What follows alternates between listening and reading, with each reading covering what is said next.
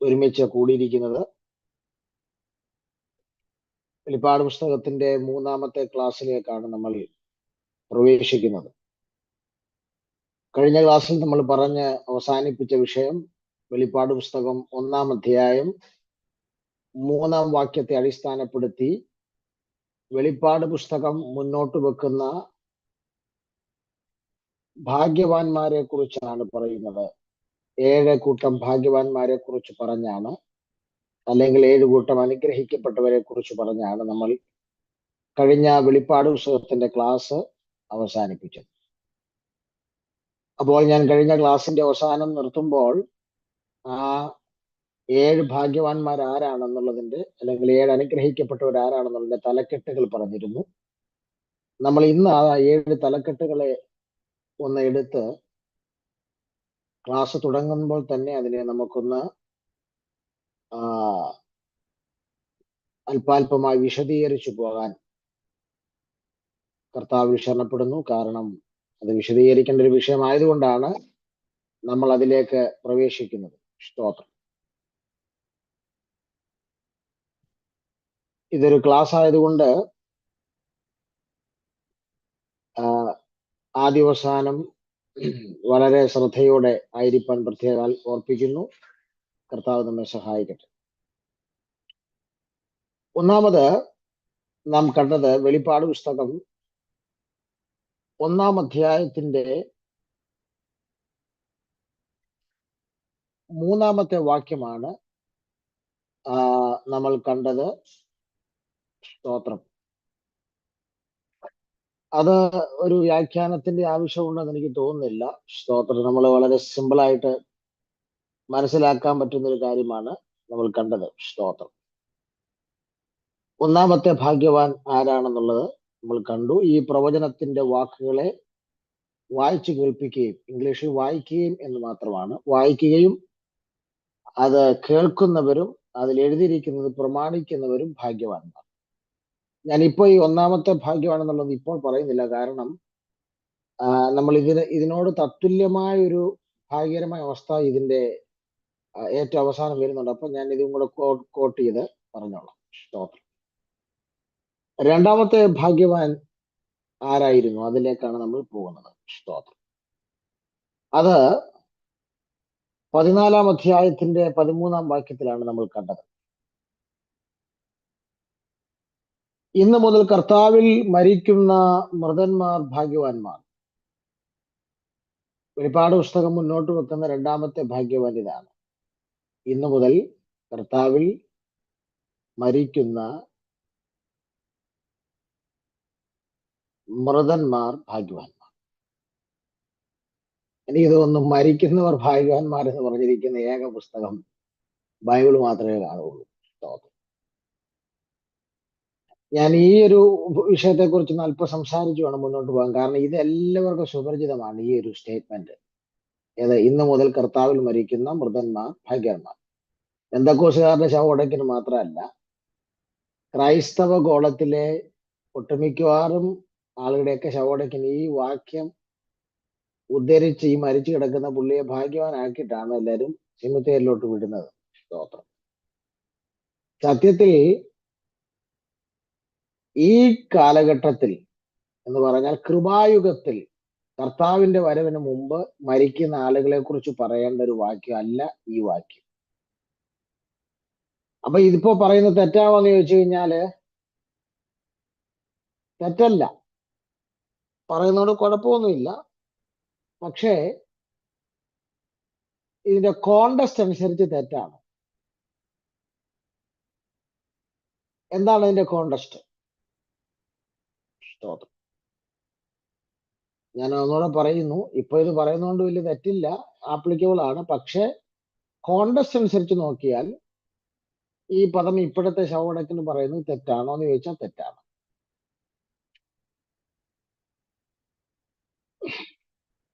നമ്മൾ ഈ വായിച്ച വാക്യം വെളിപ്പാട് പുസ്തകം 14-ാം അധ്യായത്തിന്റെ 13-ാം വാക്യം ഞാൻ നിങ്ങളോട് ഓൾറെഡി പറഞ്ഞിട്ടുണ്ടെന്ന് എനിക്ക് തോന്നുന്നു.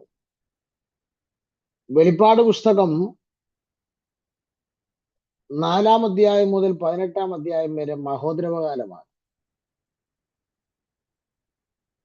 വെളിപ്പാട് പുസ്തകം 4-ാം അധ്യായം മുതൽ ഏകദേശം ഒരു 18-ാം അധ്യായം വരെ അതൊരു മഹോദരവകാലത്തിന്റെ കാലഘട്ടമാണ്. അപ്പോൾ ഈ 14-ാം അധ്യായത്തിന്റെ 13-ാം വാക്യത്തിൽ പറയുന്ന ഈ ഭാഗ്യവാൻ എന്നുള്ള സ്റ്റേറ്റ്മെന്റ് മഹോദരവകാലത്ത് മരിക്കുന്ന ആളുകളെ കുറിച്ചുള്ള സ്റ്റേറ്റ്മെന്റ് ആണ്. മഹോദരവകാലത്ത് മരിക്കുന്ന ആളുകളെ കുറിച്ചുള്ള ഒരു സ്റ്റേറ്റ്മെന്റ്. അതുകൊണ്ടാണ് ഞാൻ പറയുന്നത് ഇത് ഈ കാലത്തുള്ളവരെ കുറിച്ച് പറയുന്ന വിഷയമല്ല. ഞാൻ ഇത് മാത്രമല്ല, നമ്മൾ ബൈബിളിൽ കോണ്ടസ്റ്റ് അറിയാതെ ഒത്തിരി ആളുകൾ ഒത്തിരി വാക്യങ്ങൾ അനാവശ്യമായി ഉപയോഗിക്കുന്നുണ്ട്. സ്തോത്രം.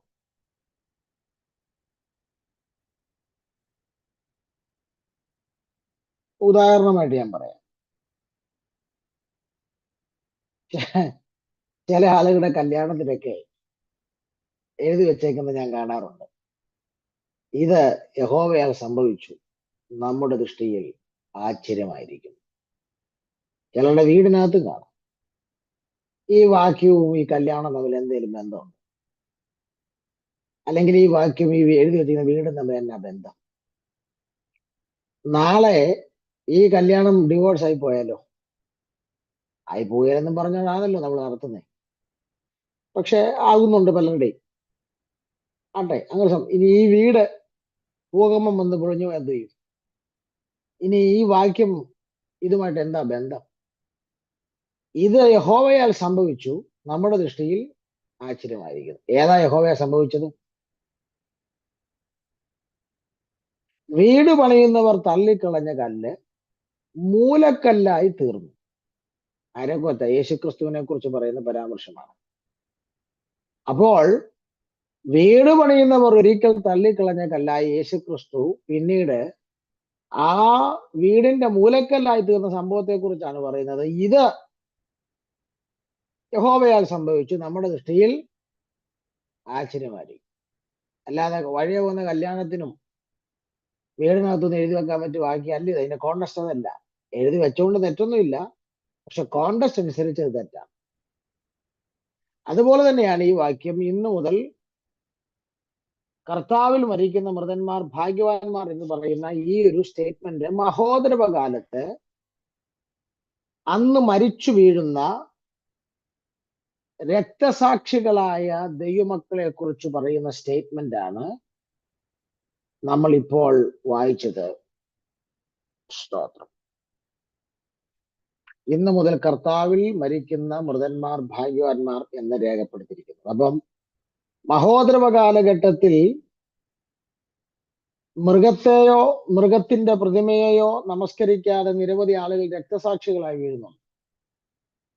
അങ്ങനെ മൃഗത്തെയോ അവന്റെ പ്രതിമയോ നമസ്കരിക്കാതെ രക്തസാക്ഷികളായി വീഴുന്ന ഒരു കൂട്ടം ദൈവദാസന്മാരെ കുറിച്ചാണ് പറയുന്നത്. ആ രക്തസാക്ഷികളെ കുറിച്ചാണ് പറയുന്നത്. ഇന്നു മുതൽ കർത്താവിൽ മരിക്കുന്ന മൃതന്മാർ ഭാഗ്യവാന്മാർ. നമ്മൾ ഈ വചനം ശരിക്കും പഠിച്ച പ്രശ്നം എന്നാന്ന് ചോദിച്ചാൽ പിന്നെ എല്ലാ പ്രസംഗത്തിനും ആമേൻ പറയാൻ പറ്റുകയില്ല. എന്നോട് പല ആളുകൾക്ക് അങ്ങനെയുള്ള ബുദ്ധിമുട്ടുണ്ട്. ഞാൻ എല്ലാത്തിനും സ്വോത്രം പറയുകയല്ല. ചിലർക്ക് എൻ്റെ പാസ്റ്ററിന്റെ കൈയടിക്കാൻ നല്ല ഉണർവ് നല്ലതായിരുന്നു. പക്ഷെ ആ വാക്യത്തിന്റെ കോണ്ടസ്റ്റ് അതല്ലാഞ്ഞുകൊണ്ട് ആ പ്രസംഗം പലരെ ഇളക്കിയിട്ടൊക്കെ ഉണ്ടായിരിക്കാം. പക്ഷെ എനിക്ക് അതിനോട് വലിയ ഇൻട്രസ്റ്റ് തോന്നിയില്ല. കാരണം ആ വാക്യത്തോട് നീതി പുലർത്തിയല്ല പ്രസംഗിച്ചതെന്ന് എനിക്ക് വ്യക്തമാണ്. അതുകൊണ്ട് ഇഷ്ടം. അപ്പൊ നമ്മൾ എപ്പോഴും ദൈവവചനം പ്രസംഗിക്കുമ്പോൾ അതിനോട് നീതി പുലർത്തേണ്ടത് ആ കോണ്ടസ്റ്റ് വെച്ച് വേണം നമ്മൾ കൃത്യമായിട്ട് നീതി പുലർത്തി പറയാൻ. സ്തോത്രം. ഇനി അത് മാത്രമല്ല, ഈ മഹോദരവ കാലഘട്ടത്തിൽ കുറെ ആളുകൾ രക്ഷിക്കപ്പെടുന്നുണ്ട്. രക്ഷിക്കപ്പെടുക എന്ന് പറഞ്ഞാല് കൃപയുടെ സുവിശേഷം ഒരർത്ഥത്തിൽ ഇവർ കേൾക്കും. അല്ലെങ്കിൽ ഒന്നുകൂടെ ഇറങ്ങി പറഞ്ഞാൽ രാജ്യത്തിന്റെ സുവിശേഷം, അതാണ് കൃത്യം. രാജ്യത്തിന്റെ സുവിശേഷം അവര് മഹോദരവ കാലഘട്ടത്തിൽ കേട്ടിട്ട് ആ കാലത്ത് ചില ആളുകൾ രക്ഷിക്കപ്പെടും. ഇവരാണ് ഈ മൃഗത്തെയോ മൃഗത്തിന്റെ പ്രതിമയോ നമസ്കരിക്കാതെ രക്തസാക്ഷികളായി തീരുന്ന ആളുകൾ.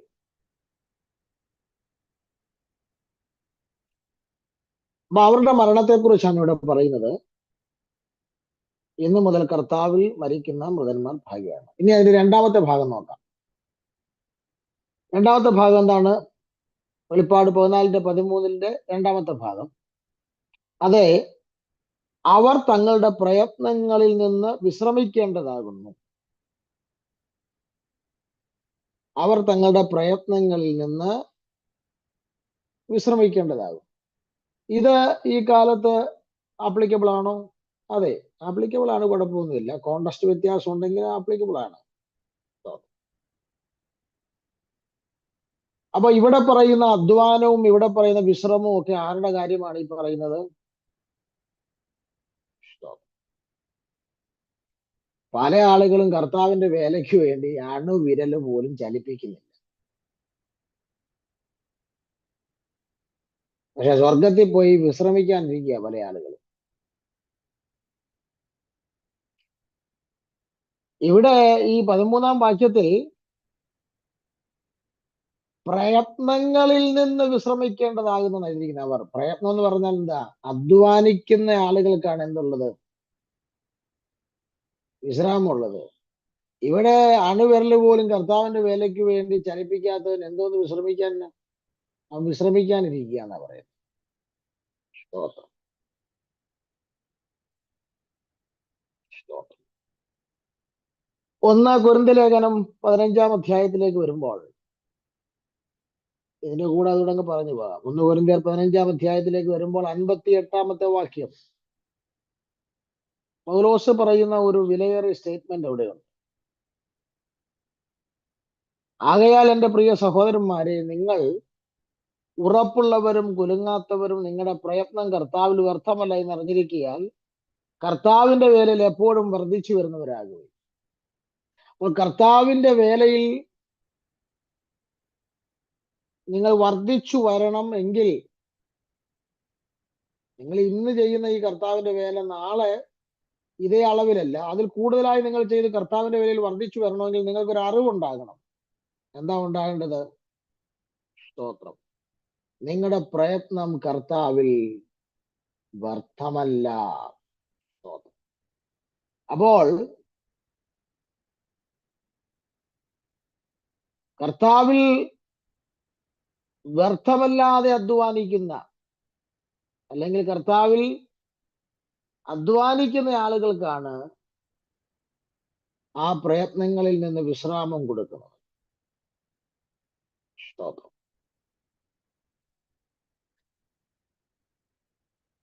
പ്രിയരെ, ലഭിക്കുന്ന സമയം കർത്താവിന് വേണ്ടി പ്രയത്നിപ്പാൻ നിങ്ങൾ സമയം മാറ്റിവെച്ചില്ലെങ്കിൽ അധികം താമസിക്കാതെ നമ്മൾ കർത്താവിന്റെ മുമ്പിൽ നിൽക്കാൻ പോവുകയാണ്, ക്രിസ്തുവിന്റെ ന്യായാസനത്തിന്റെ മുമ്പിൽ. അപ്പോൾ കാര്യം തീർക്കുന്ന ആ നാളിൽ കൈകൾ ബലപ്പെടുമോ എന്നുള്ളതാണ് ചോദ്യം. മനസ്സിലാക്കേണ്ട ഒരു കാര്യം, പൗലോസ്ലീഹ പറഞ്ഞൊരു പദം എന്നെ പലപ്പോഴും ചലഞ്ച് ചെയ്തിട്ടുള്ളൊരു വാക്യമാണ്.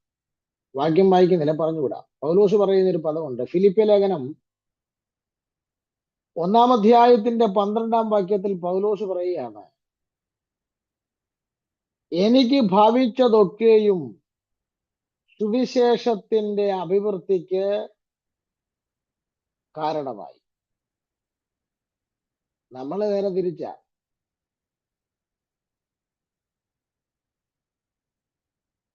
സുവിശേഷ നിമിത്തം നമ്മുടെ അഭിവൃദ്ധിക്കാണ് പലതും കാരണമായത്. പൗലോസ് പറയുന്നത് പൗലോസിന് ഭവിച്ചതൊക്കെ എന്താ? പൗലോസിന് ഭവിച്ചത് ഒരു ലിസ്റ്റ് തന്നെ കൊരിന്ത്യർ ലേഖനത്തിൽ പറയുന്നുണ്ട്. കടലിലെ ആപത്ത്, കള്ള സഹോദരന്മാരുടെ ആപത്ത്, ചാട്ടവാറടി, പട്ടിണി, പൈതാഹം, ഇങ്ങനെ നിരവധി. പൗലോസ് പറയാം, ഇതെല്ലാം എനിക്ക് ഭവിച്ചതാണ്. ഞാൻ എന്തെങ്കിലും ഒരു ക്രിമിനൽ കുറ്റം ചെയ്തിട്ടുണ്ടായതല്ല, പിന്നെ ഇതെല്ലാം എനിക്ക് ഭവിച്ചതാണ്. സുവിശേഷ വേലയ്ക്ക് ഇറങ്ങിയിട്ട് ഭവിച്ചതാണ്. പക്ഷെ ആ ഭവിച്ചതെല്ലാം സുവിശേഷത്തിന് അഭിവൃദ്ധിക്കാറ്. നിനക്കൊരു വീട് ദൈവം തന്നപ്പോൾ ആ വീട് സുവിശേഷത്തിന്റെ അഭിവൃദ്ധിക്ക് കാരണമായിട്ടുണ്ടോ? ആ വീടിന്റെ മുറ്റത്തൊരു മിനി കൺവെൻഷൻ നടത്തുന്നുണ്ടോ? നിനക്കൊരു കാറ് കിട്ടിയിട്ട് ആ കാറ് സുവിശേഷത്തിന്റെ അഭിവൃദ്ധിക്ക് കാരണമാകുന്നുണ്ടോ? നിനക്ക് ദൈവം 2 മക്കളെ തന്നിട്ട് ആ മക്കൾ സുവിശേഷത്തിന് അഭിവൃദ്ധിക്ക് കാരണമാകുന്നു. ഇവിടെ അധ്വാനിക്കുന്നവർക്കാണ് അവിടെ ചെന്ന് വിശ്രാമമുള്ളത്. ഇവിടെ കർത്താവിന് വേണ്ടി പ്രയത്നിക്കുന്നവരെ കുറിച്ചാണ് പറയുന്നത്, അവർ വിശ്രമിക്കേണ്ടതാകും. ഇവിടെ അധ്വാനിക്കാത്ത, കർത്താവിന് വേണ്ടി ഇവിടെ അധ്വാനിക്കാത്ത ആരും അവിടെ വിശ്രമിക്കുമെന്ന് കരുതണം.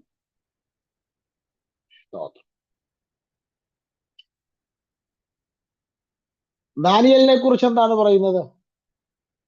ദാനിയേലിനെ കുറിച്ചും പറയുന്നത് ഇതാണ്: നീ പോയി വിശ്രമിക്കുക, കാലാവസാനത്തെങ്കിൽ നിന്റെ ഓഹരി പ്രാപിപ്പാൻ എഴുന്നേറ്റ് വരിക. ദാനിയേല് വിശ്രമിക്കുന്നത് അർത്ഥമുണ്ട്. കാരണം ദാനിയേൽ ജീവിച്ച കാലഘട്ടത്തിൽ വേർപാടിന് വേണ്ടി ജീവിച്ച ആളാണ്. രാജാവിന്റെ ഭക്ഷണവും പാനീയവും ഞങ്ങൾ കഴിക്കുകയില്ലെന്ന് പറഞ്ഞ് വേർപാടിന് വേണ്ടി നിന്ന ആളാണ് ദാനിയേൽ. ജീവിച്ചിരുന്ന കാലഘട്ടത്തിൽ നല്ല ദർശനവും വെളിപ്പാടും ഉണ്ടായിരുന്ന ഒരു ദൈവ മനുഷ്യനാണ്. കർത്താവിന് വേണ്ടിയും വേർപാടിന് വേണ്ടി അധ്വാനിച്ച ആളാണ്. അദ്ദേഹത്തോടാ പറഞ്ഞത്, നീ പോയി വിശ്രമിച്ചുകൊള്ള. ഇനി അതിന്റെ അടുത്ത ഒരു ഭാഗം കൂടെ ഉണ്ട്, അതുകൂടെ പറഞ്ഞ് നമുക്ക് ആ പോയിന്റ് ഇടാം. വെളിപ്പാട് പുസ്തകം 14:13 അടുത്ത പോയിന്റ്: അവരുടെ പ്രവൃത്തി അവരെ പിന്തുടരുന്നു എന്ന് ആത്മാവ് പറയുന്നു. അതെല്ലാവരും ഒന്ന് ശ്രദ്ധിച്ചാൽ കൊള്ളാം. അവരുടെ പ്രവൃത്തി അവരെ പിന്തുടരുന്നു എന്ന് ആത്മാവ് പറയുന്നു. പ്രവൃത്തി പിന്തുടരും. സ്തോത്രം. നമ്മുടെ പ്രവൃത്തി നമ്മുടെ പുറകെ അങ്ങ് വരും, അതവിടെ ഉണ്ടാകും. പണ്ടൊരു ദിവസം പറഞ്ഞ് ഞാൻ ഓർക്കുന്നു. അദ്ദേഹം പറഞ്ഞത്, ഈ കയ്യും വീശി നമ്മൾ ഗൾഫിലൊക്കെ ചെല്ലുമ്പം പാസ്പോർട്ടും ഒരു ചെറിയ ഹാൻഡ് ബാഗും ആയിട്ട് വന്ന് ഇറങ്ങി അരമണിക്കൂർ നിൽക്കുമ്പോഴാണ് കയറ്റിവിട്ട ലഗേജ് എല്ലാം പുറകെ വരുന്നത് എന്ന് പറഞ്ഞ പോലെ പ്രവൃത്തി അങ്ങ് പിന്തുടരും.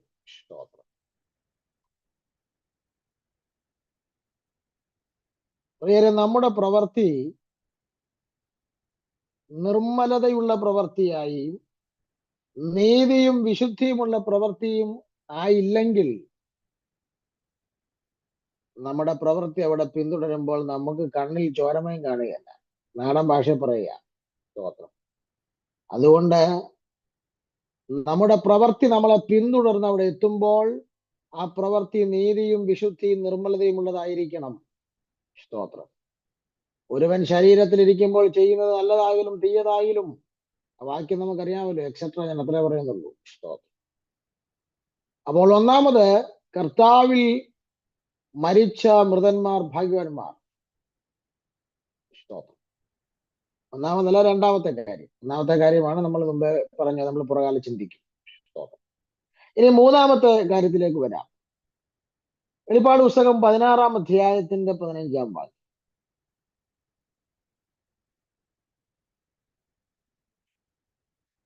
ഞാൻ കള്ളനെ പോലെ വരും, തന്നെ ലജ്ജ കാണുമാറ് നഗ്നനായി നടക്കാതിരിപ്പാൻ തന്റെ ഉടുപ്പ് സൂക്ഷിച്ചും ജാഗരിച്ചും കൊള്ളുന്നവൻ ഭാഗ്യവാൻ. സ്തോത്രം. ആരാണ് ഭാഗ്യവാൻ?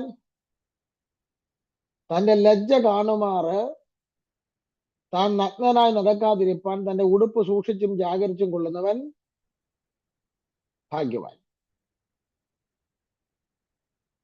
ഈ വെളിപ്പാട് പുസ്തകത്തിലെ 7 ഭാഗ്യവാന്മാർ തന്നെ ഒരു വലിയ പ്രസംഗ വിഷയമാണ്. സ്തോത്രം.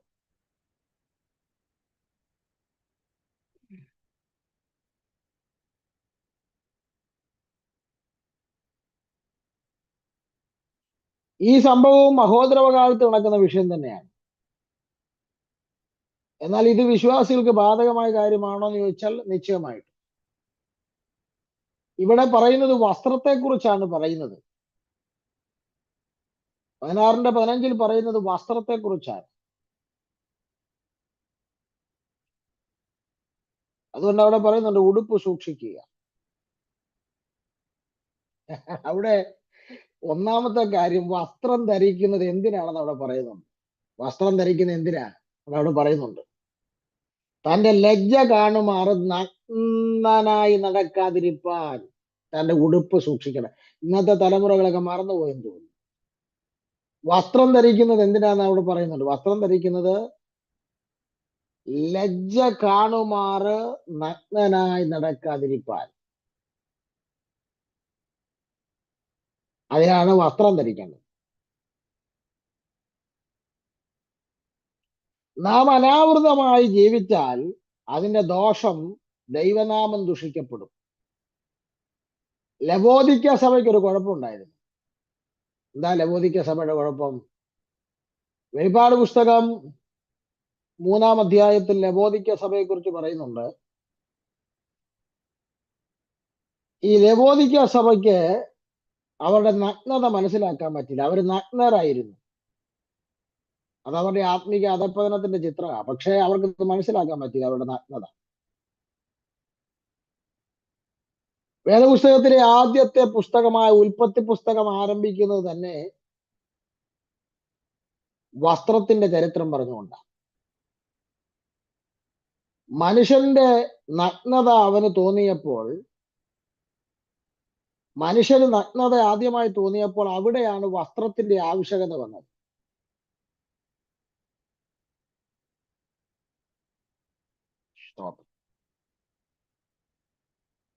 മനുഷ്യന്റെ നഗ്നത തോന്നാൻ കാരണം എന്താ? അവൻ പാപം ചെയ്തു. ആ പാപം ചെയ്തു കഴിഞ്ഞപ്പോഴാണ് അവന് നഗ്നത തോന്നിയത്.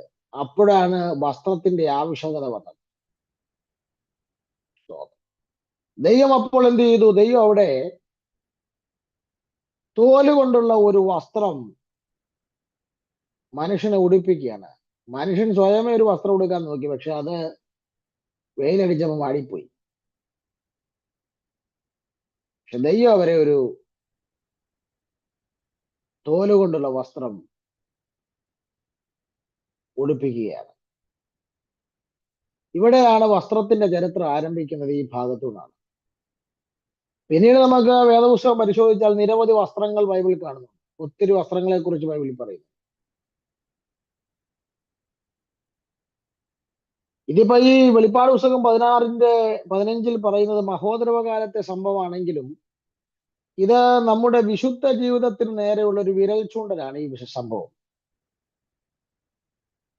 ഈ വസ്ത്രം നമ്മുടെ വിശുദ്ധ ജീവിതത്തിന് നേരെയുള്ള ഒരു വിരൽ ചൂണ്ടലാണ്. പുതിയ നിയമത്തിലേക്ക് വരുമ്പോൾ പൗലോസ്ലീഹായും ഉടുപ്പിനോട്, വസ്ത്രത്തോട് ബന്ധപ്പെടുത്തി നമ്മുടെ ആത്മീക ജീവിതത്തെ കുറിച്ച് പൗലോസും പറയുന്നുണ്ട് പുതിയ നിയമത്തിൽ. എഫേസ്യ ലേഖനം 5-ാം അധ്യായം 27-ാം വാക്യത്തിൽ പൗലോസ് പറയുന്നുണ്ട്, മണവാട്ടിയെ കുറിച്ച് പറയുമ്പോൾ പറയുന്നുണ്ട്, മണവാട്ടി കറ, ചുളുക്കം, മാലിന്യം ഇതൊന്നും ഇല്ലാതിരിക്കണം. കറയുണ്ടാകുന്നത് എവിടെയാ? വസ്ത്രത്തിലാണ് കറയുണ്ടാകുന്നത്. സ്തോത്രം.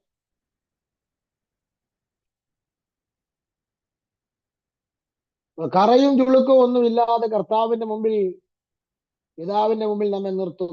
അങ്ങനെ സമയം വരുന്നു എന്നാണ് പൗലോസ് പറയുന്നത്.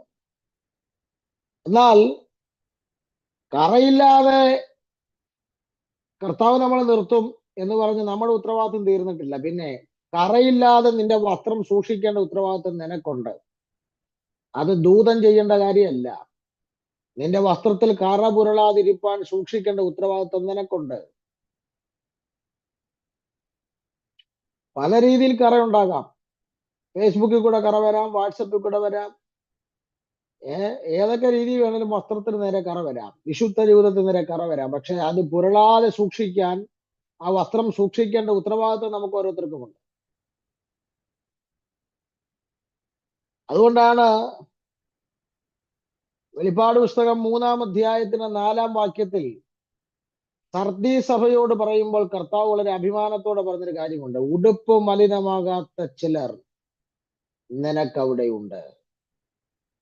നമ്മുടെ സഭയെ കുറിച്ച് കർത്താവ് ഇങ്ങനെ ഒരു സാക്ഷ്യം എപ്പോഴെങ്കിലും പറയുമെന്ന് നിങ്ങൾക്ക് തോന്നുന്നുണ്ടോ?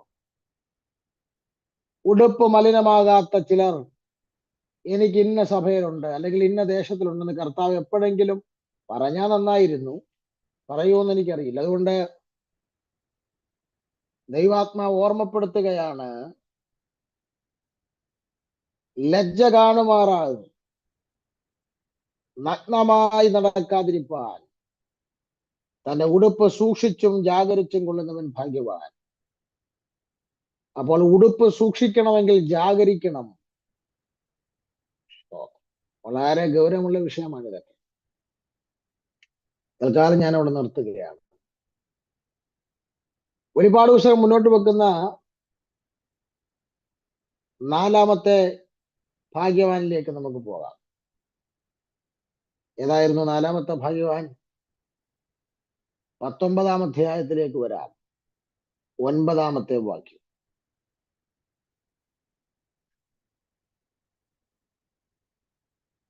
ഈ ക്ലാസ് പ്രാർത്ഥിച്ച് ഞാൻ നിർത്തി കഴിയുമ്പോൾ നിങ്ങൾക്ക് ഈ ക്ലാസ് എടുക്കുന്ന ഭാഗത്തെ കുറിച്ച് എന്തെങ്കിലും ഡൗട്ട് ഉണ്ടെങ്കിൽ പറഞ്ഞാൽ ഞാൻ ക്ലിയർ ചെയ്ത് തരാം. ഈ വെളിപ്പാട് പുസ്തകം എന്ന് പറയുമ്പോഴേ ആളുകൾ പ്രതീക്ഷിച്ചിരിക്കുന്നത് എന്താ പറയാ, ആന്റി ക്രൈസ്റ്റ്, ഗോഗ് മാഗോഗ് യുദ്ധം, എർമഗദോൻ യുദ്ധം, ഇതൊക്കെയാ പ്രതീക്ഷിച്ചിരിക്കുന്നത്. അതൊക്കെ നമുക്ക് വരും. അതൊക്കെ വരുന്നതിന് മുമ്പ് വേറെ കുറെ കാര്യങ്ങൾ നമ്മുടെ ആത്മിക ജീവിതത്തിന് പ്രയോജനമുള്ള പഠിക്കാനുണ്ട്. അതാണ് നമ്മൾ ഇപ്പൊ പഠിക്കുന്നത്. ഞാൻ പറഞ്ഞല്ലോ, ഇതിപ്പം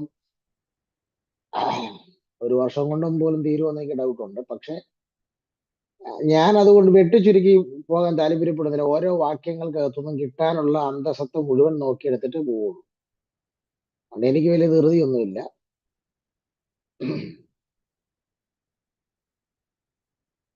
അപ്പോൾ അടുത്ത ഭാഗ്യവാനിലേക്ക് വരാം. 4ാമത്തെ ഭാഗ്യവാനാണെന്നാണ് എന്റെ ഓർമ്മ.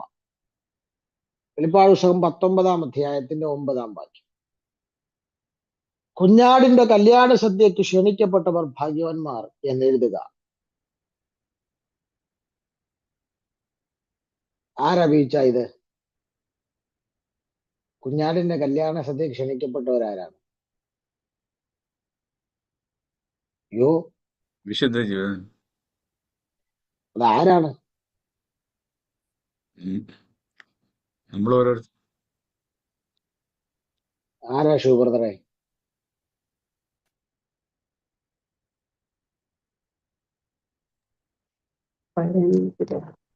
പഴയ നിയമ വിശ്വാസികളാണ്.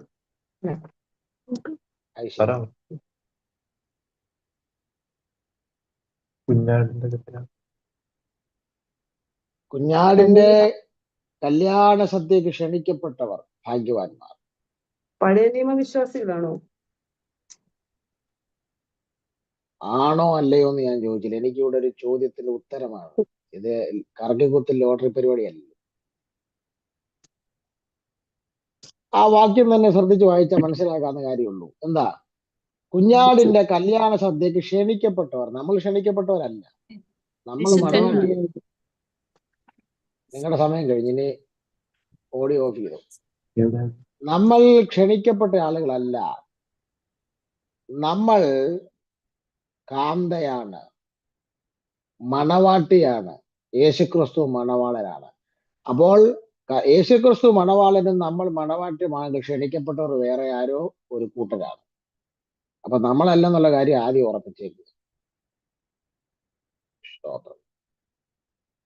എന്നാൽ മഹോദ്രവ കാലഘട്ടത്തിൽ രക്ഷിക്കപ്പെടുന്ന ആളുകൾ, അവർ കുഞ്ഞാടിന്റെ മണവാട്ടിയാണ്. ഒന്നുകൂടെ ഇറങ്ങി പറഞ്ഞാൽ, ഞാനിപ്പോ ഈ പറയുന്നത് മഹോദരകാലത്തിലോട്ട് വരുന്നേ ഉള്ളൂ. മഹോദരകാലത്തെ കുറിച്ചല്ല പറയുന്നത്, ഇപ്പോഴത്തെ കാലത്തെ കുറിച്ചാണ് പറയുന്നത്. ഇപ്പോഴത്തെ ഈ കാലം എന്ന് പറഞ്ഞാൽ കൃപായുഗത്തിന്റെ വാതിൽ അടയുന്നിടം വരെയുള്ള ഈ കാലഘട്ടത്തിൽ രക്ഷിക്കപ്പെടുന്നവരെല്ലാം എന്താ? മണവാട്ടിയാണ്. സ്തോത്രം. കർത്താവ് മധ്യാകാശത്തിൽ വരുന്നിടം വരെ രക്ഷിക്കപ്പെടുന്നവരെല്ലാം മണവാട്ടിയായിരിക്കും. സ്തോത്രം. അപ്പോൾ ആ മണവാട്ടിയാണ് കാന്ത. അതുകൊണ്ട് നമ്മളാരും ക്ഷണിക്കപ്പെട്ടവരല്ല, നമ്മളാണ് അവിടുത്തെ മെയിൻ പാർട്ടി. സ്തോത്രം. അപ്പൊ ക്ഷണിക്കപ്പെട്ട പ്രത്യേക ആളുകൾ അവിടെ ഉണ്ട്. കല്യാണത്തിന് ക്ഷണിക്കപ്പെട്ട പ്രത്യേക ആളുകൾ അവിടെ ഉണ്ട്. അതാരാണെന്ന് ചോദിച്ചാൽ ഒറ്റ വാക്കി പറഞ്ഞാൽ പഴയ നിയമ ഭക്തന്മാരെല്ലാവരും ക്ഷണിക്കപ്പെട്ടവരാണ്. അബ്രഹാം മുതൽ എല്ലാവരും ക്ഷണിക്കപ്പെട്ടു.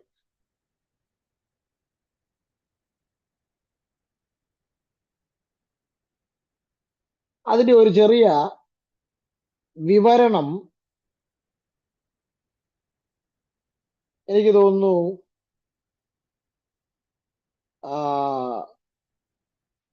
യോഹന്നാൻ സ്നാപക യോഹന്നാനാണ് അതിനെക്കുറിച്ച് ഒരു ചെറിയ വിശദീകരണം പരിശുദ്ധാത്മാവ് വെളിപ്പെടുത്തി കൊടുക്കുന്നത്. 3 കാര്യങ്ങൾ യോഹന്നാന് വെളിപ്പെട്ടു.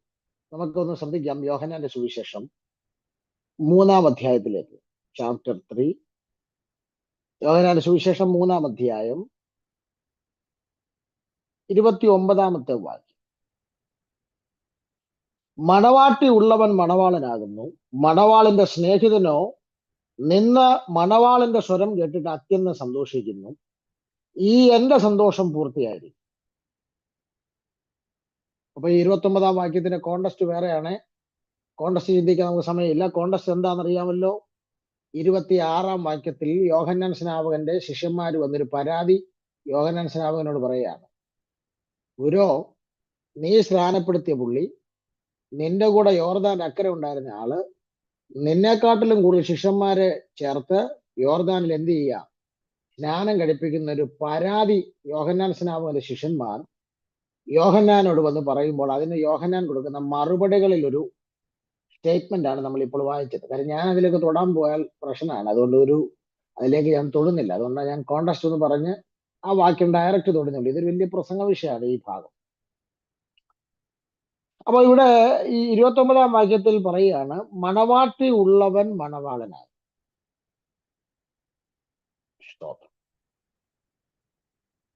അപ്പൊ അതാരായിരിക്കും? മണവാട്ടി ഉള്ളവൻ മണവാളനാകുന്നെങ്കിൽ അതാരായിരിക്കും മണവാളൻ? കർത്താവായ യേശു ക്രിസ്തു. ഇനി അടുത്ത എന്താ പറയുന്നത്? മണവാളന്റെ സ്നേഹിതനോ നിന്ന് മണവാളന്റെ സ്വരം കേട്ടിട്ട് അത്യന്തം സന്തോഷിക്കും. എന്നിട്ട് അടുത്ത പറയുകയാണ്, എന്റെ സന്തോഷം പൂർത്തിയായിരിക്കുന്നു. അപ്പൊ മണവാളന്റെ സ്നേഹിതനാണ് മണവാളന്റെ സ്വരം കേട്ടിട്ട് അത്യന്തം സന്തോഷിക്കുന്നു. എന്നിട്ട് പറയുകയാണ്, എന്റെ സന്തോഷം പൂർത്തിയായിരിക്കും. അപ്പൊ എന്റെ സന്തോഷം പൂർത്തിയായിരിക്കുന്നു എന്ന് പറയണമെങ്കിൽ ഞാൻ ആരായിരിക്കണം? മണവാളന്റെ സ്നേഹിതൻ. കാരണം മണവാളന്റെ സ്നേഹിതന് മാത്രമേ മണവാളന്റെ സ്വരം കേട്ടാൽ എന്ത് വരാൻ കഴിയൂ? സന്തോഷം ഉണ്ടാകത്തുള്ളൂ. എന്നിട്ടാണ് അദ്ദേഹം പറയുന്നത്, എന്റെ സന്തോഷം പൂർത്തിയായി. എന്റെ സന്തോഷം എന്തുകൊണ്ട് പൂർത്തിയായി? ഞാൻ മണവാളന്റെ സ്നേഹിതനാണ്. ഞാൻ മണവാളന്റെ സ്വരം കേട്ടിട്ട് എന്റെ സന്തോഷം പൂർത്തിയായിരിക്കുന്നു. അപ്പൊ യോഹന്നാൻ സ്നാപകൻ തന്നെ മണവാളന്റെ സ്നേഹിതനായിട്ടാണ് ഇവിടെ ചിത്രീകരിക്കുന്നത്. അപ്പോൾ 3 കാര്യങ്ങളാണ് യോഹന്നാൻ സ്നാപകന് പുതിയ നിയമത്തിൽ വെളിപ്പെട്ടത്. 3 കാര്യങ്ങൾ. ഒന്നാമത്തെ കാര്യം, യേശു ക്രിസ്തു ദൈവപുത്രൻ എന്ന് വെളിപ്പെട്ടത് ആദ്യം യോഹന്നാൻ സ്നാപകനാണ്. രണ്ടാമത് യോഹന്നാൻ സ്നാപകന് വെളിപ്പെട്ടത് യേശുക്രിസ്തു ആത്മാവിലും തീയിലും സ്നാനപ്പെടുത്തും എന്നുള്ളത് യോഹന്നാനാണ് രണ്ടാമത് വെളിപ്പെടുന്നത്. മൂന്നാമത് യോഹന്നാന് വെളിപ്പെട്ട കാര്യമാണ് ഇപ്പൊ നമ്മൾ പറഞ്ഞത്, മണവാട്ടി ഉള്ളവൻ മണവാളൻ, അത് യേശുക്രിസ്തുവാണ്. സ്തോത്രം. എന്ന് മാത്രമല്ല, പഴയ നിയമ ഭക്തന്മാർ, യോഹന്നാൻ സ്നാപകൻ ഉൾപ്പെടെയുള്ള പഴയ നിയമ ഭക്തന്മാരെല്ലാം യേശുക്രിസ്തുവിന്റെ സ്നേഹിതന്മാരാണ്. എന്ന് പറഞ്ഞാൽ മണവാളന്റെ സ്നേഹിതന്മാരാണ്. അപ്പൊ നമ്മൾ എവിടെ നിൽക്കും? നമ്മളാരാ? രാജ്ഞി ഓഫീർ തങ്കം അണിഞ്ഞുകൊണ്ട് രാജാവിന്റെ വലതുഭാഗത്തിരിക്കുന്നു. അതാണ് മണവാട്ടി സഭ. മനസ്സിലാകുന്നില്ലേ? ഇവിടെ നിനക്ക് വില, ഈ ഭൂമിയിൽ നിനക്ക് ഒരു പക്ഷെ വിലയൊന്നും കാണുകയല്ല. പക്ഷെ നിന്റെ വില അറിയുന്ന സമയം വരാൻ പോവുകയാണ്. രാജാവിന്റെ വലതുഭാഗത്ത് രാജ്ഞി ഓഫീർ തങ്കം അണിഞ്ഞിരിക്കുന്ന ഒരു സമയം വരും. അവിടെയാണ് നിന്റെ വില സകല ലോകവും മനസ്സിലാക്കുന്നത്. അവിടെ അബ്രഹാമിനല്ല പ്രാമുഖ്യം, അവിടെ ദാവീദിനല്ല പ്രാമുഖ്യം, അവിടെ മണവാട്ടി സഭയ്ക്കാണ് പ്രാമുഖ്യം, നമുക്കാണ് പ്രാമുഖ്യം. അപ്പൊ അതുകൊണ്ട് കുഞ്ഞാടിന്റെ കല്യാണ സദ്യക്ക് ക്ഷണിക്കപ്പെട്ടവരാരാണെന്ന് മനസ്സിലായല്ലോ. അവരാണ് ഭാഗ്യവാന്മാർ. അവര് പഴയ നിയമ ഭക്തന്മാരാണ്. ഇനി അടുത്തതിലേക്ക് പോകാം. സ്തോത്രം. അഞ്ചാമത്തെ ഭാഗ്യവാന്മാർ ആരാണ്? നമുക്ക് 7 തീർത്തിട്ട് ഇന്നത്തെ ക്ലാസ് നിർത്തണം. സ്തോത്രം. വെളിപ്പാട് പുസ്തകം 20 അധ്യായത്തിന്റെ 6 വാക്യത്തിലേക്ക് നമുക്ക് വരാം. സ്തോത്രം. അവിടെയാണ് വെളിപ്പാട് പുസ്തകം മുന്നോട്ട് വെക്കുന്ന അഞ്ചാമത്തെ ഭാഗ്യവാൻ. എന്താണ് ഇവിടെ പറയുന്നത്? വെളിപ്പാട് 20:6. ഇത് ഒന്നാമത്തെ പുനരുത്ഥാനം. ഒന്നാമത്തെ പുനരുത്ഥാനത്തിൽ പങ്കുള്ളവൻ ഭാഗ്യവാനും വിശുദ്ധനും ആകുന്നു. അപ്പോൾ ആരാണ് ഭാഗ്യവാന്മാർ? ഒന്നാമത്തെ പുനരുത്ഥാനത്തിൽ പങ്കുള്ളവരാണ് ഭാഗ്യവാന്മാർ. ആരാണ് ഒന്നാമത്തെ പുനരുത്ഥാനത്തിൽ പങ്കുള്ളവർ?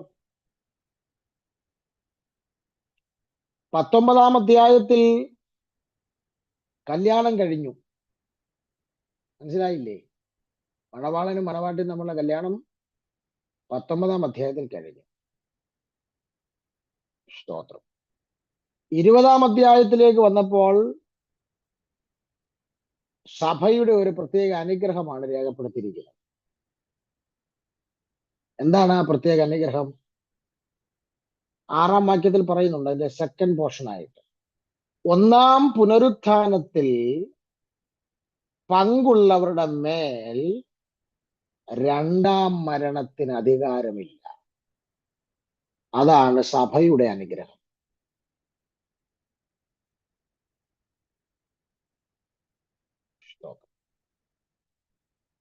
ഈ ഒന്നാം പുനരുത്ഥാനം എന്ന് പറഞ്ഞാൽ ആർക്കുള്ളതാണ്? 2 പ്രാവശ്യം ജനിച്ചവർക്കുള്ളതാണ്. ഒന്നാം പുനരുത്ഥാനം ആർക്കുള്ളതെന്ന് ചോദിച്ചാൽ 2 പ്രാവശ്യം ജനിച്ചവർക്കുള്ളതാണ് ഒന്നാം പുനരുത്ഥാനം. എന്ന് പറഞ്ഞാൽ 1 ബൈ ബർത്ത്, അമ്മയുടെ ഗർഭത്തിൽ നിന്നും, 2 ബോൺ അഗൈൻ. ഈ 2 ജനനം അതിലൂടെ പോയവർക്കുള്ളതാണ് ഒന്നാം പുനരുത്ഥാനം. എന്ന് നാടൻ ഭാഷ പറഞ്ഞാൽ വീണ്ടും ജനിച്ചവർക്കുള്ളതാണ്. വീണ്ടും ജനിച്ചവർക്കുള്ള പുനരുത്ഥാനത്തിന്റെ പേരാണ് ഒന്നാം പുനരുത്ഥാനം. 1 കൊരിന്ത്യർ ലേഖനം 15 അധ്യായത്തിലും 1 തെസ്സലോനിക്ക ലേഖനം 4:16 പറയുന്നത് ഒന്നാം പുനരുത്ഥാനത്തെ കുറിച്ചാണ്. 1 കൊരിന്ത്യർ 15 ഒരു അധ്യായം മുഴുവൻ പറയുന്നത്. 1 തെസ്സലോനിക്കർ 4:16 നമ്മൾ സ്ഥിരമായി പറയുന്ന വാക്യം. ഇത് രണ്ടും ഒന്നാം പുനരുത്ഥാനത്തെ കുറിച്ചാണ് പറയുന്നത്. അപ്പോൾ രക്ഷിക്കപ്പെട്ടവരുടെ ഏറ്റവും വലിയ ഭാഗ്യം, അവർ ഒന്നാം പുനരുത്ഥാനത്തിൽ പങ്ക് ലഭിച്ചവരാണ്.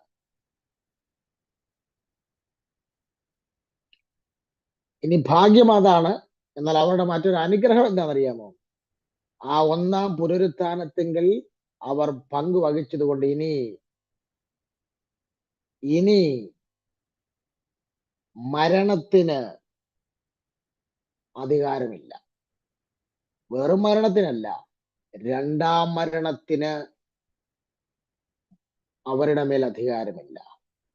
അപ്പോൾ ഒന്നാം പുനരുത്ഥാനം പ്രാപിച്ചവരുടെ മേൽ രണ്ടാം മരണത്തിന് അധികാരമില്ല. ഏതാണ് ഈ രണ്ടാം മരണം? ഏതാണ് ഈ രണ്ടാം മരണം? വെളിപ്പാട് പുസ്തകം 20:14 പറയുന്നുണ്ട് ഏതാണ് രണ്ടാം മരണം എന്നുള്ളത്. മരണത്തെയും പാതാളത്തെയും തീപ്പൊയ്കയെ തള്ളിയിട്ടു. ഈ തീപ്പൊയ്കയാണ് രണ്ടാം മരണം. നരകത്തെയാണ് രണ്ടാം മരണം എന്ന് വിളിക്കുന്നത്. അപ്പോൾ എന്തു വില കൊടുത്തും കാഹളം ധനിക്കുമ്പോൾ ഒന്നാം പുനരുത്ഥാനത്തെങ്കിൽ പങ്ക് പ്രാപിപ്പാൻ വിശുദ്ധ ജീവിതം നയിച്ചോളുക.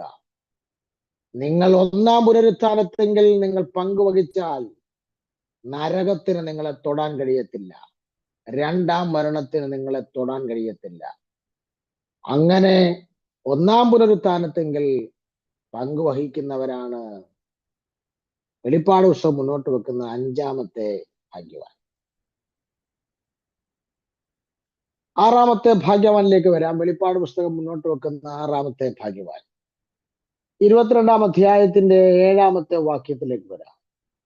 ഇതാ ഞാൻ വേഗത്തിൽ വരുന്നു, ഈ പുസ്തകത്തിലെ പ്രവചനം പ്രമാണിക്കുന്നവൻ ഭാഗ്യവാൻ എന്ന് പറഞ്ഞു. നമ്മള് ഒന്നാമത്തെ ഭാഗ്യവാൻ എന്ന് പറഞ്ഞില്ലേ, അതും ഈ 6ാമത്തെ ഭാഗ്യവാൻ തമ്മിൽ കണക്റ്റഡ് ആണ്. രണ്ടും വലിയ വ്യത്യാസമൊന്നുമില്ല, സെയിം ആണ്. ഒന്നാമത്തെ ഭാഗ്യവാൻ ഇതിനകത്ത് പറഞ്ഞെന്താ? ഇത് വായിച്ച് കേൾപ്പിക്കുന്നവൻ അല്ലെങ്കിൽ വായിക്കുന്നവൻ എന്നാണ്. 2, കേൾക്കുന്നവൻ, പ്രമാണിക്കുന്നവൻ ഭാഗ്യവാൻ. ഇവിടെ പറയുന്നത് എന്താണ്? ഈ പുസ്തകത്തിലെ വചനം പ്രമാണിക്കുന്നവൻ ഭാഗ്യവാൻ. അപ്പൊ ഇത് വായിച്ചോണ്ട് മാത്രം കാര്യമില്ല, ഇത് കേട്ടോണ്ടും കാര്യമില്ല, വായിച്ച് കേൾപ്പിച്ചോണ്ടും കാര്യമില്ല, ഇത് പ്രമാണിക്കുന്നതിനകത്താണ് കാര്യം. ഭാഗ്യവാനായി തീരണമെങ്കിൽ, അനുഗ്രഹിക്കപ്പെട്ടവനായി തീരണമെങ്കിൽ പ്രമാണിക്കുന്നവനായി തീരണം. സ്തോത്രം.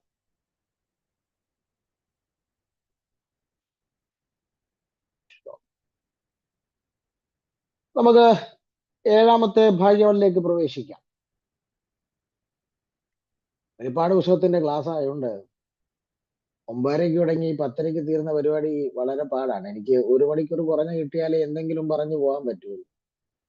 അല്ലേ ഞാൻ ഓടിച്ചിട്ട് പറഞ്ഞു വിടും. അപ്പൊ നിങ്ങൾക്ക് ഒന്നും കിട്ടത്തില്ല, വാലും തലയും കിട്ടുകയല്ല. എന്തേലും ഞാൻ ഈ 7 വിശദീകരണം പറഞ്ഞില്ലെങ്കിൽ പല ആളുകൾക്കും അതിന്റെ കോണ്ടക്സ്റ്റ് മനസ്സിലാകത്തില്ല, ഇത് തെറ്റിദ്ധരിക്കപ്പെടാൻ സാധ്യതയുണ്ട്. അതുകൊണ്ട് ആണ് ഇത് പറഞ്ഞു പോകുന്നത്. സ്തോത്രം. സ്തോത്രം. വെളിപ്പാട് പുസ്തകം മുന്നോട്ട് വെക്കുന്ന 7ാമത്തെ ഭാഗ്യവാൻ 22-ാം അധ്യായത്തിന്റെ 14-ാമത്തെ വാക്യം. ജീവന്റെ വൃക്ഷത്തിൽ തങ്ങൾക്ക് അധികാരം ഉണ്ടാകേണ്ടതിനും ഗോപുരങ്ങളിൽ കൂടി നഗരത്തിൽ കിടക്കേണ്ടതിനും തങ്ങളുടെ വസ്ത്രം അലക്കുന്നവർ ഭാഗ്യവാന്മാർ. അപ്പോൾ ഇവിടെ പറയുന്ന ഭാഗ്യവാൻ ആരാ? തങ്ങളുടെ വസ്ത്രം അലക്കുന്നവനാണ് ഭാഗ്യവാൻ.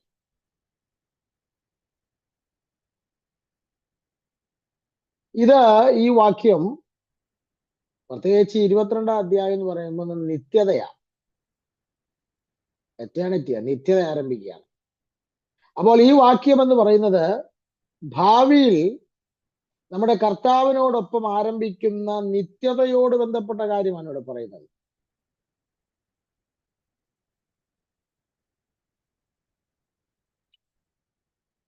പുതിയ യെരൂശലേം എന്ന വിശുദ്ധ നഗരം ഒരുക്കപ്പെട്ട കാന്തയ്ക്ക് വേണ്ടി ഇറങ്ങി വരുന്നത് യോഹന്നാൻ കാണുകയാണ്. അതാണ് വെളിപ്പാട് പുസ്തകം 21-22 അധ്യായങ്ങൾക്കകത്ത് യോഹന്നാൻ ആത്മാവിൽ ദർശിച്ച് രേഖപ്പെടുത്തിയിരിക്കുന്നത്. എന്നാൽ ഇവിടെ പറയുന്ന 22-ാം അധ്യായത്തിന്റെ 14-ാം വാക്യത്തിൽ പറയുന്ന ഗോപുരങ്ങൾ, അവിടെ 14-ാം വാക്യത്തിൽ ഗോപുരങ്ങൾ എന്ന് പറയുന്നുണ്ട്.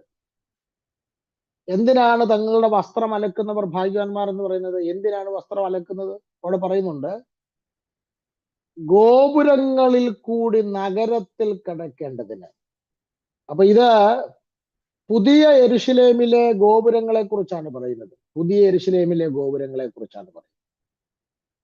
പുതിയ യെരൂശലേമിൽ 12 ഗോപുരങ്ങൾ ഉണ്ടെന്നാണ് വെളിപ്പാട് പുസ്തകം രേഖപ്പെടുത്തിയിരിക്കുന്നത്. അപ്പം ഈ പുതിയ യെരൂശലേമിലെ 12 ഗോപുരങ്ങളിലൂടെ ഒരാൾക്ക് കടക്കണമെങ്കിൽ അവർ തങ്ങളുടെ വസ്ത്രം അലക്കണം. അങ്ങനെ 12 ഗോപുരങ്ങളിൽ കൂടി കടക്കുവാൻ വസ്ത്രമലക്കുന്നവരാണ് ഭാഗ്യവാന്മാർ എന്ന് വെളിപ്പാട് പുസ്തകം ചൂണ്ടിക്കാണിക്കുന്നത്. സ്തോത്രം.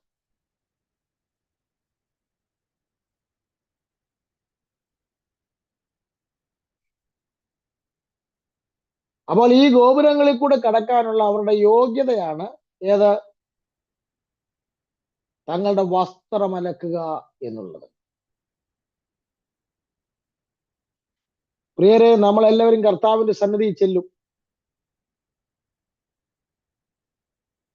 കർത്താവിന്റെ സന്നിധിയിൽ ചെല്ലുമ്പോൾ നമ്മൾ ഉപയോഗിക്കുന്ന വസ്ത്രത്തിന് വളരെ പ്രാധാന്യം അവിടെ ഉണ്ട്. ചിലർ പറയുന്നത് ഒരു പ്രാധാന്യം ഇല്ലെന്ന വസ്ത്രത്തിന്. അതൊക്കെ ഇവിടുത്തെ നല്ല പ്രാധാന്യമുണ്ട് കർത്താവിന്റെ സന്നിധിയിൽ നമ്മൾ ഉപയോഗിക്കുന്ന വസ്ത്രത്തിന്. നമ്മൾ എന്ത് വസ്ത്രമാണ് ഉപയോഗിക്കുന്നത്? 19-ാം അധ്യായത്തിലേക്ക് വന്ന് നമ്മൾ ഉപയോഗിക്കുന്ന വസ്ത്രത്തെ കുറിച്ച് എഴുതിയിട്ടുണ്ട്. 19-ാം അധ്യായം 7-8 വാക്യങ്ങൾ. അതിൽ 8-ാം വാക്യം നോക്കി, 19-8.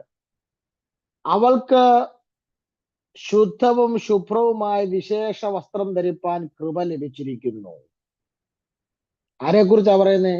7-ാം വാക്യത്തിന്റെ അവസാനം.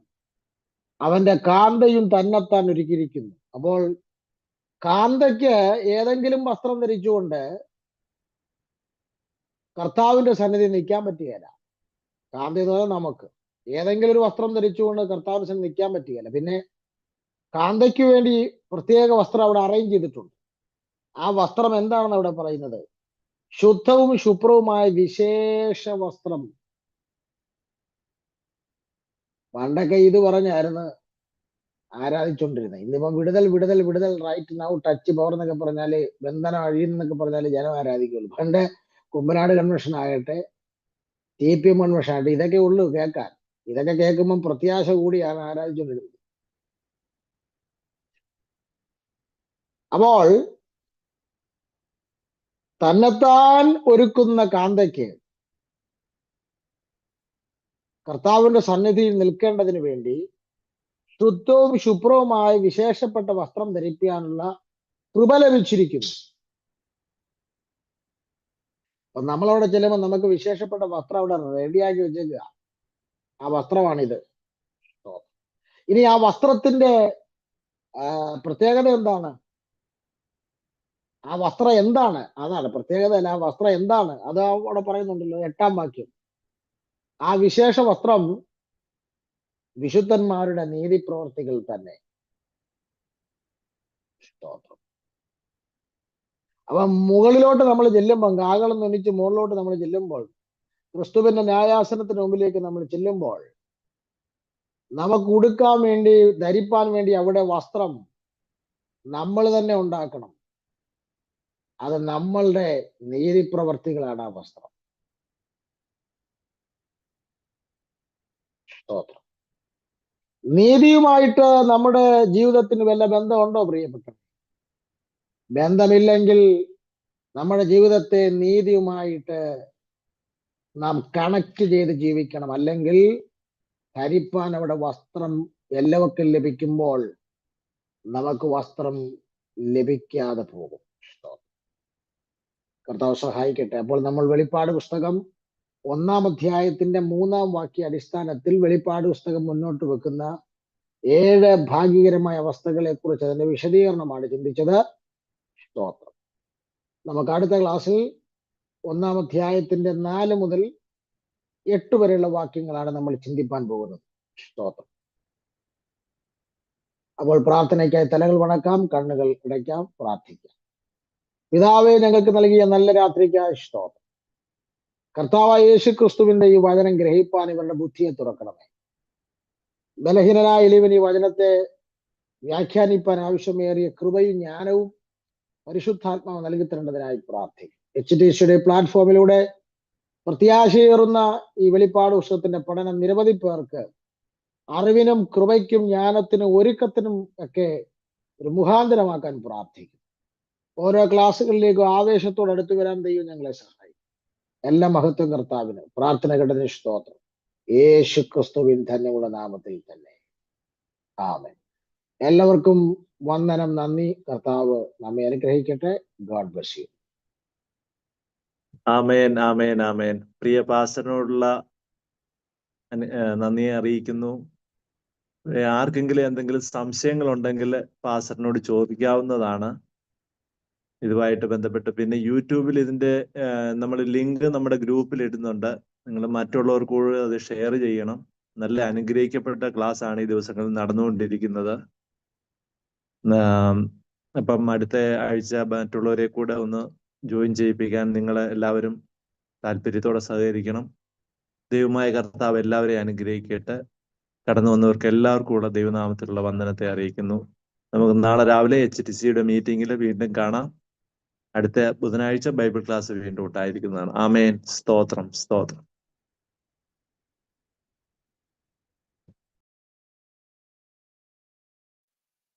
Okay, praise Lord. Praise Lord. എല്ലാവർക്കും ആമേൻ. സ്തോത്രം. പ്രൈസ്